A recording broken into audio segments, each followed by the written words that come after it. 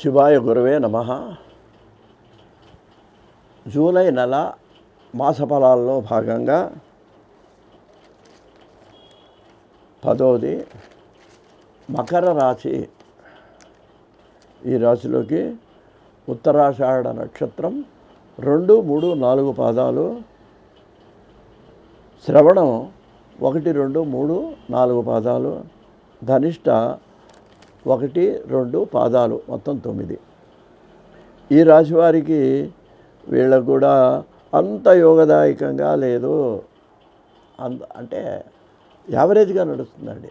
పెద్ద వృద్ధి ఉండదు, పెద్ద నష్టం ఉండదు, యావరేజ్గా పెడుతుంది. కాబట్టి మీరు సహనంగా ఉండాలి. ప్రతి వాళ్ళకి అదే చెప్తున్నాండి, ఓర్పును పాటించాలి. సమస్యల్ని కొని తెచ్చుకోవద్దు.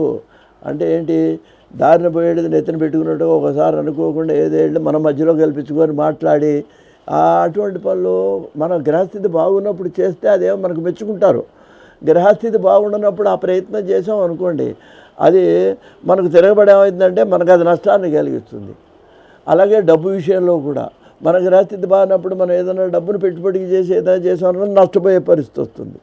కాబట్టి సమస్యల్ని మనం మన కుటుంబం వరకు మనం జరపాలి, కానీ కొత్త వాళ్ళ విషయాల్లో వాళ్ళ సమస్యల్లో తలదూర్చడం అనేది ఈ నెల మంచిది కాదు.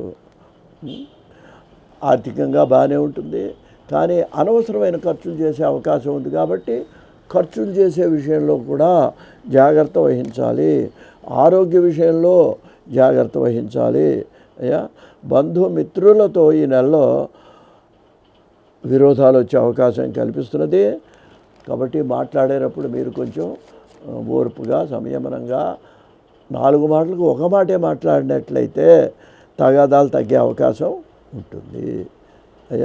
ఇంకా ఏంటంటే, అలా మనం పాటించకపోతే బంధువులతో ఇబ్బంది వచ్చిన తర్వాత మళ్ళీ మనమే బాధపడతాం. అయ్యో, అనవసరంగా వాళ్ళతో విరోధం వచ్చింది, అసలు అప్పుడు అలా అనకుండా ఉంటే బాగుండేదే అని కూడా మనం బాధపడాల్సినటువంటి పరిస్థితి మనకు రావచ్చు. స్పెక్యులేషన్ కూడా బాగాలేదు. చివరికి ఎలా ఉందంటే, ఈ నెల మీకు మాట చెప్పాలంటే శ్రీరామ అంటే బూతుమాట అన్నట్టుగా ఉంటుందండి. అంటే మీరు ఏం మాట్లాడినా అవతల వాడికి తప్పుగా అనిపిస్తుంటుంది. కాబట్టి ప్రతి విషయంలోనూ మీరు వ్యతిరేకతను మనం మంచిగా ఉంటే వాడికి చెడగా అనిపిస్తుంటుంది. అది మనం చేయబోయేది మీకు నిజంగా ఆ ఉద్దేశం ఉండదు. అందువల్ల మీరు ఎంత తక్కువగా కల్పించుకుంటే అంత మంచిది మనకు, ఏదో బంధువుల విషయాల్లో అనమాట అండి. శని రాహువుల యొక్క స్థితి వాళ్ళకి జపాలు చేయించుకోవటం కానీ, దుర్గారాధన, ఆంజనేయారాధన, ఇది మీకు శ్రేయస్సును ఇస్తుంది. దీనివల్ల ఇంకోటి ఏంటంటే, సంతానమూలక ఇబ్బందులు కూడా మీకు తొలుగుతాయండి ఆంజనేయారాధన వలన. సంఘంలో మీకు విలువ పెరగాలన్నా కూడా ఈ దైవారాధన మీకు ఉపయోగం చేస్తుంది.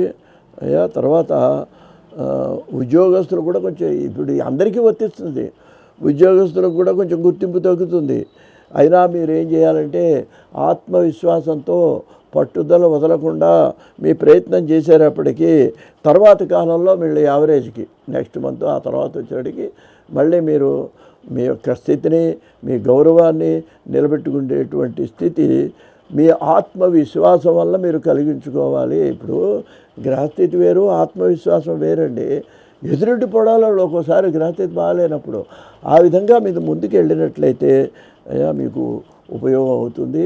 అయితే రాజకీయ నాయకులకు, కళాకారులకు మాత్రం ఈ రాశి వాళ్ళకి బాగుంది, వాళ్ళకు మాత్రం యోగదాయకంగానే ఉంది. మరి వీళ్ళకి అదృష్ట సంఖ్య 8. సోమవారం, శుక్రవారం వీళ్ళకి యోగదాయకంగా ఉంటుంది. స్వస్తి.